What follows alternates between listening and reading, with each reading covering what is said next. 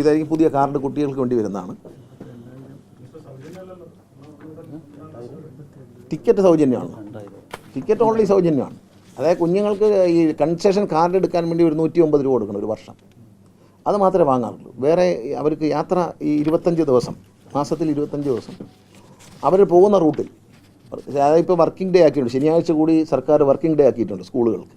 അപ്പോൾ അതുകൂടി കണക്കാക്കിയിട്ടാണ് 25 ദിവസം, Saturday, second Saturday and Sunday ഒഴിവാക്കിയിട്ടുള്ള 25 ദിവസമാണ് നമ്മളിതിൽ പ്രോഗ്രാം ചെയ്യുന്നത്. നമുക്ക് പ്രോഗ്രാം ചെയ്യാൻ എളുപ്പം അതാണ്. വേറെ ഒന്നുമില്ല, ഈ സാധനം പൈസ ഒന്നും കൊടുക്കണ്ട, കണ്ടക്ടറുടെ കയ്യിലോട്ട് കൊടുക്കുക. ഈ കുട്ടികളുടെ കാർഡ് കണ്ടക്ടറെ കൊടുക്കുക, കണ്ടക്ടർ മെഷീനിലൊന്ന് പഞ്ച് ചെയ്യും. അപ്പോൾ നമുക്ക് എത്ര കുട്ടികൾ യാത്ര ചെയ്യുന്നത് നമുക്ക് കണക്ക് കാണാം എന്നുള്ളതല്ലാതെ അതിന് പൈസയൊന്നുമില്ല. പക്ഷേ 109 രൂപയാണ് കാർഡിന് തരേണ്ടത്. കാരണം അത് നേരത്തെ തന്നെ പേപ്പർ കാർഡ് വരച്ച് കൊടുക്കില്ല, അതിന് 150 രൂപ. പക്ഷേ ഒരു കാർഡ് എഴുതി കൊടുക്കാൻ, ഒരു 50 കാർഡ് എഴുതി കൊടുക്കണമെങ്കിൽ 3-4 പേരുടെ ജോലിയുണ്ട്. ഇത് വരുമ്പോൾ അതങ്ങ് ഒഴിവാകും. അവർക്കെല്ലാം ബസ് ഓടിക്കാൻ പോവാം. ഈ ബസ് ഓടിക്കാൻ പോവാതെ ഈ കാർഡ് കൊടുക്കാൻ ഇപ്പോൾ പ്രധാന പ്രശ്നം എന്താ പറയുക, നിങ്ങളെല്ലാവരും മാധ്യമങ്ങൾ മനസ്സിലാക്കണം, എല്ലാ ബസ് സ്റ്റേഷനിലും കൺസെഷൻ കാർഡ് കൊടുക്കാൻ വേണ്ടി ബുദ്ധിമുട്ട് സൃഷ്ടിക്കുക. എന്താണെന്നറിയാമോ, കണ്ടക്ടർമാർ പലരും ലൈനിൽ പോയി, അപ്പോൾ അവരെ തിരിച്ച് വിളിച്ച് ഇവിടെ ഇരുന്നിട്ട് ഈ എഴുതിക്കോളാൻ പറയണം. അത് പറയുന്നില്ല, ഒരു 20 ദിവസം കൂടെ വെയിറ്റ് ചെയ്യുക, എല്ലാവർക്കും ഇതുപോലത്തെ കാർഡ് തരും. കാർഡ് ടെൻഡർ ചെയ്ത് കഴിഞ്ഞു, അതിൻ്റെ ഡിസൈൻ മാത്രം ഒന്ന് ഫൈനലൈസ് ചെയ്യണം. അത് ഫൈനലൈസ് ചെയ്തിട്ടുണ്ട്, അത് അടി തുടങ്ങും. അടിച്ചാൽ ഒരു 6-7 ദിവസത്തിന് സാധനം കൈ കിട്ടും. ഒരു 10-20 ദിവസത്തിനുള്ളിൽ കുട്ടികൾക്കെല്ലാം ഈ കാർഡിനെ കാണാം. അതുപോലെ അംഗപരിമിതർക്കും അവർക്കും ഇതേപോലെ കാർഡാക്കും. ഇത് ബസ് സ്റ്റാൻഡിൽ നിന്ന് തന്നെ കൊടുക്കും, ബസ് സ്റ്റാൻഡിൽ നിന്ന് ഈ കാർഡ്. അതായത് മറ്റേ കാർഡ് എഴുതി കൊടുക്കുന്ന ബസ് സ്റ്റാൻഡിൽ നിന്നാണല്ലോ. ഇപ്പോൾ ആപ്പ് വഴിയാണ് കയറുന്നത്.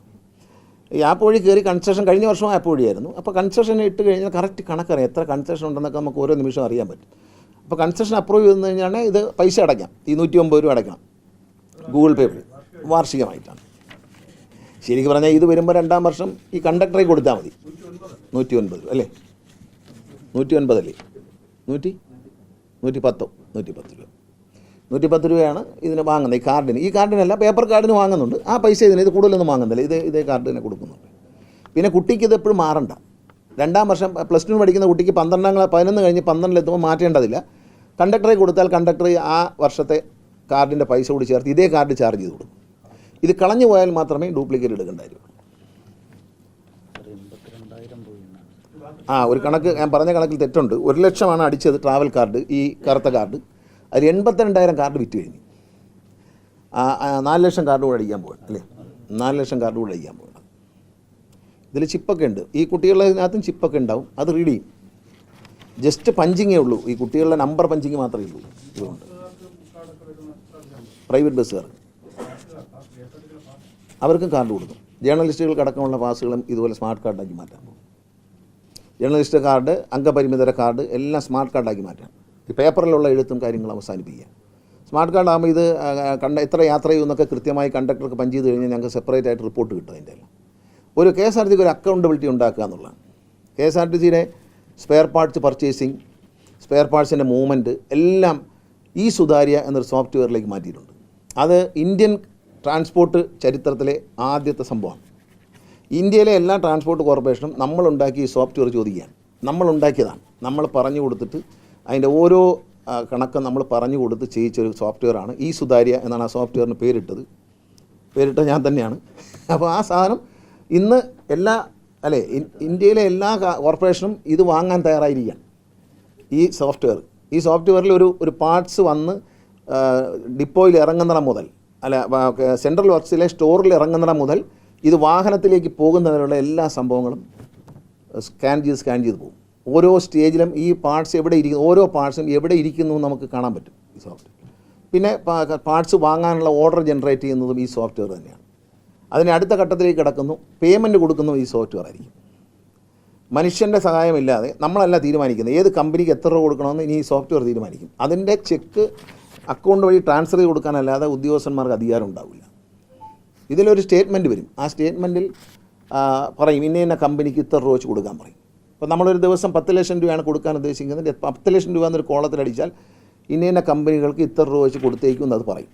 ആ പ്രിൻ്റ് ഔട്ട് വെച്ചിട്ടാണ് പൈസ ട്രാൻസ്ഫർ ചെയ്യുന്നത്. മാനുവലായിട്ടുള്ള ഒരു പരിപാടിയും ഉണ്ടാവില്ല.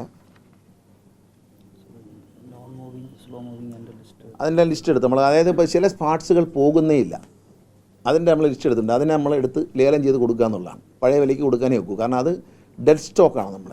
പിന്നെ വളരെ സ്ലോ ആയിട്ട് മൂവ് ചെയ്യും, ഇതിന് കണക്കുണ്ട്. സ്ലോ ആയിട്ട് മൂവ് ചെയ്യുന്നത്, പിന്നെ ഫാസ്റ്റായിട്ട്. ഇപ്പോൾ ടയർ വളരെ വേഗത്തിൽ വേണം, ടയറിൻ്റെ ത്രെഡ് മെറ്റീരിയൽ വളരെ വേഗത്തിൽ വേണം, അതെല്ലാം പർച്ചേസ് ചെയ്യുമ്പോൾ അവർക്ക് പെട്ടെന്ന് പേയ്മെൻറ്റ് കൊടുക്കും. ഫ്യൂവൽ എല്ലാ ദിവസവും പേയ്മെൻറ്റ് കൊടുക്കും. അപ്പോൾ അങ്ങനെ പ്രയോറിറ്റി നിശ്ചയിച്ചിരിക്കുകയാണ്. പ്രയോറിറ്റി നിശ്ചയിച്ചായിരിക്കും പേയ്മെൻറ്റ് പോകുന്നത്. പേയ്മെൻറ്റിൻ്റെ സോഫ്റ്റ്വെയറിൻ്റെ ഈ സോഫ്റ്റ്വെയറിൽ തന്നെ പേയ്മെൻറ്റും വരും. ഇനി അടുത്ത പരിപാടി ഒരു സോഫ്റ്റ്വെയറിന് വേണ്ടി നമ്മൾ ടെൻഡർ വിളിച്ചിട്ടുണ്ട്. അതും ഇന്ത്യയിൽ ഒരു സ്ഥലത്തും ഇല്ലാത്തിട്ടാണ്. ഷെഡ്യൂളിംഗ്, ബസ്സിൻ്റെ ഷെഡ്യൂളിംഗ് മുഴുവൻ കമ്പ്യൂട്ടറിലാകാമാണ്. അപ്പം മാനുവലായിട്ട് എനിക്ക് ഒരു മന്ത്രി എന്ന നിലയിൽ എനിക്കോ CMDക്കോ ഉദ്യോഗസ്ഥർക്കോ നമ്മുടെ താല്പര്യത്തിനനുസരിച്ച് ഇനി വണ്ടി ഓടിക്കാനില്ല. അതിനൊരു സോഫ്റ്റ്വെയർ ഉണ്ടാക്കാൻ വേണ്ടി ക്ഷണിച്ചിരിക്കുകയാണ്. അതും ഒരു റെവല്യൂഷനായിരിക്കും. അത് നിലവിൽ വരണമെന്നാണ് ആഗ്രഹിക്കുന്നത്. അതിനൊരു ഈ ടിക്കറ്റ് മെഷീനിൽ നിന്ന് കിട്ടുന്ന കളക്ഷൻ ഡേറ്റയും GPS-ൻ്റെ പൊസിഷനുണ്ട്. ഇതും ഡ്യൂട്ടി പാറ്റേൺ ജീവനക്കാരെ ഇത് മൂന്നും കൂടെ വെച്ചുകൊണ്ട് ഒരു സോഫ്റ്റ്വെയർ ഡെവലപ്പ് ചെയ്യാനുള്ള നമ്മൾ പരസ്യം ചെയ്തിരിക്കുകയാണ്. ആളുകൾ വരണം. പല കമ്പനികൾ ഇൻട്രസ്റ്റ് കാണിച്ചിട്ടുണ്ട്, അവർ വരണം. അതൊരു വളരെ റെവല്യൂഷനായിരിക്കും. മനുഷ്യനായിരിക്കില്ല, AI സംവിധാനത്തോട് കൂടിയ ഒരു സോഫ്റ്റ്വെയറാണ് ക്ഷണിച്ചിരിക്കുന്നത്. അപ്പോൾ മനുഷ്യനായിരിക്കില്ല KSRTC ബസ്സിൻ്റെ ഷെഡ്യൂൾ തീരുമാനിക്കുന്നത്. അപ്പോൾ ആളുകൾക്ക് എപ്പോഴാണ് ആവശ്യമുള്ളത് ആ സമയത്താണ് പ്രയോറിറ്റി. ജനങ്ങൾക്ക് പാസഞ്ചേഴ്സിന് ആവശ്യമില്ലാത്ത സമയത്ത് വണ്ടി ഒതുക്കിയിടും. അപ്പോൾ അത്രയും ഡീസൽ ലാഭമുണ്ട്. വണ്ടി ഓടാതിരിക്കുന്നതാണ് ലാഭം. ജീവനക്കാർക്ക് ശമ്പളം കൊടുത്തിട്ടാണെങ്കിലും വണ്ടി ഓടാതിരുന്നാൽ ലാഭമാണ്. ഉച്ച സമയത്ത് ആരും ഇല്ലാത്തപ്പോൾ വണ്ടി വേണ്ടാന്ന് പറയും. അപ്പോൾ ആ സമയത്ത് ഡെഡ് മൈലേജ് ഓടില്ല, ടയർ തേയില്ല, ഡീസലും പോവില്ല. ജീവനക്കാരുടെ ശമ്പളം കൊടുക്കുന്നതുകൊണ്ട് കുഴപ്പമൊന്നുമില്ല.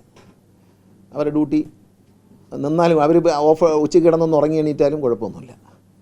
മറ്റേ നഷ്ടം അതിനേക്കാളും വലിയ നഷ്ടമാണ്. അതുകൊണ്ട് അത്രയിൽ മാക്സിമം ഇതൊരു സയൻറ്റിഫിക്കായിട്ട് നമ്മളിപ്പോൾ ഒരു KSRTC പൊയ്ക്കൊണ്ടിരിക്കുന്ന ഒരു ക്രൂഡ് മെക്കാനിസത്തിലാണ്. അത് മാറിയിട്ടൊരു ഒരു വളരെ അഡ്വാൻസ്ഡ് ആയിട്ടുള്ള ടെക്നോളജി.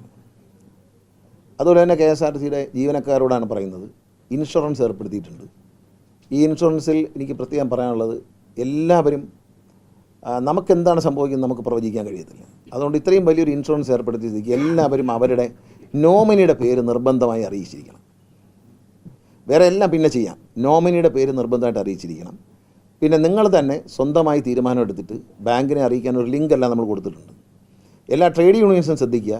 ജീവനക്കാരെ കൊണ്ട് ആ ലിങ്കിലടിച്ചിട്ട് 1500 രൂപ അടച്ചാൽ 2 ലക്ഷം മുതൽ 15 ലക്ഷം രൂപ ചികിത്സ ഫ്രീ ഉണ്ട്. ഭാര്യയ്ക്കും 2 പിള്ളേർക്കും, ഒരു വീട്ടിലെ 4 പേർക്കാണ്. ഇതൊക്കെ ഉപയോഗപ്പെടുത്തണം എന്ന് വളരെ സ്നേഹത്തോടെ ഞാൻ അഭ്യർത്ഥിക്കുകയാണ്. ഇതൊക്കെ ജീവനക്കാർക്ക് വേണ്ടിയുള്ളതാണ്. അത് ഉപയോഗപ്പെടുത്തുക. ഞാൻ മരിക്കില്ല, എനിക്ക് കുഴപ്പമില്ലാന്ന് തീരുമാനിക്കരുത്. നിങ്ങൾ ആരുടെ നോമിനി, നിങ്ങൾക്ക് ആരെ വേണമെങ്കിൽ, സഹോദരങ്ങളെയോ സുഹൃത്തുക്കളെയോ ഭാര്യയോ മക്കളെയോ അല്ലെങ്കിൽ ഭർത്താവിനെയോ ആരെ വേണമെങ്കിലും നിങ്ങൾക്ക് നോമിനിയായിട്ട് വയ്ക്കാം. ആ നോമിനി പക്ഷേ എഴുതിയിരിക്കണം. അല്ലെങ്കിൽ ഇതിൻ്റെ കുഴപ്പമെന്ന് പറയുന്നത്, എന്തെങ്കിലും ഒരു ആപത്ത് സംഭവിച്ചാൽ പഴയ ഗതി തന്നെ, ഇതൊന്നും കിട്ടില്ല. ഇതിൻ്റെ ലാഭം ഇൻഷുറൻസ് കമ്പനിക്ക് മാത്രമായിരിക്കും. ദയവ് ചെയ്ത് ഇൻഷുറൻസ് കമ്പനിക്ക് ലാഭം ഉണ്ടാക്കി കൊടുക്കണ്ട.